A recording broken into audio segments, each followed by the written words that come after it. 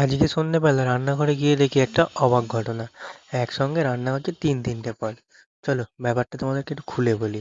তো আজকে ছিল রবিবার, আজকে দাদা যেহেতু ঘরে আছে, তো ও আজকে বললো একসঙ্গে 3টে রান্না করবে। প্রথমে বললো পকোড়া, তো সেই হিসাব মতো বাড়ির সবাই পকোড়া রান্নার মতো করতে লেগে গেছে। তারপরে পকোড়া করতে করতে বলে একটু মোমো খাওয়া হয়নি অনেকদিন, একটু মোমো বানালে কেমন হয়। তারপরে পকোড়াগুলো আস্তে আস্তে ভাজা হলো, ভাজার পর আস্তে আস্তে গরম করে নেওয়া হচ্ছে।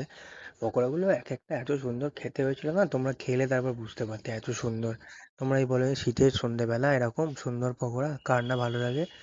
এরা হচ্ছে প্রথমে পকোড়া তৈরির প্রস্তুতি।